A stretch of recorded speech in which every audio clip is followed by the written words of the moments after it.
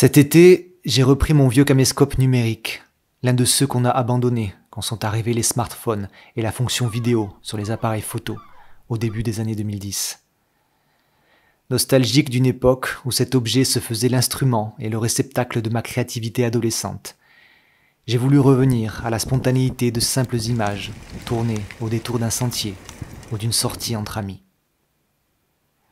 Extension de ma main, prolongement de mon esprit, agrandissement de mon œil. L'appareil, photo ou vidéo, a très tôt fait partie de ma palette expressive.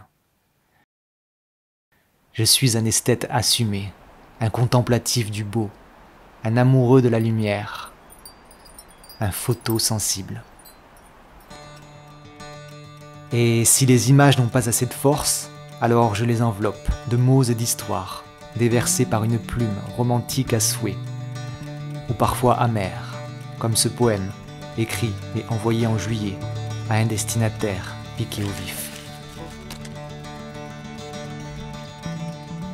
J'ai pris plaisir à empoigner mes appareils plus contemporains pour servir plusieurs clients en besoin de communication ou de témoignages visuels. Du portrait, de l'événement, du professionnel ou de l'intime. Je me plais à naviguer entre les multiples univers que me proposent les rencontres et les affinités. Que vous soyez seul ou accompagné, à la retraite ou en activité, que vous soyez habillé ou bien dénudé, c'est mon travail de vous regarder, de vous mettre en scène, de vous sublimer.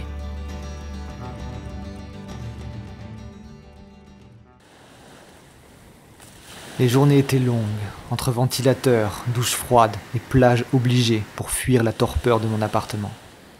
Ma peau veut désormais oublier les nuits assommantes, trop souvent ponctuées d'insomnie et de suractivité mentale. J'ai été joyeux et rieur.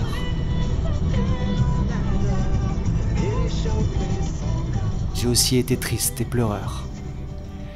J'ai été en forme, j'ai été malade. Visité par la joie, l'extase, la peine ou l'ennui. J'ai à chaque fois trouvé repère dans les eaux réconfortantes de ma Méditerranée. Avec elle, aucune tempête interne ne perdure. Elle dissout mes doutes. Elle accueille mon corps endolori, de jour comme de nuit, et fait déferler en moi l'inspiration et la force d'avancer.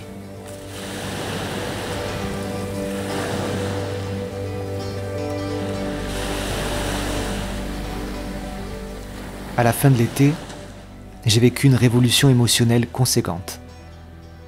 Après avoir replongé en profondeur dans une peur immense, mon cœur s'est ouvert soudainement à un nouveau royaume des possibles, me permettant d'aimer librement et d'assumer mon affection pour tout, sans plus de honte ni de conditions de réciprocité. C'est un sentiment doux et fort à la fois, serein et certain. Il n'est pas attaché à une chose ou à une personne. Il est partout, comme la brise crépusculaire qui caresse ma joue avant d'aller dormir.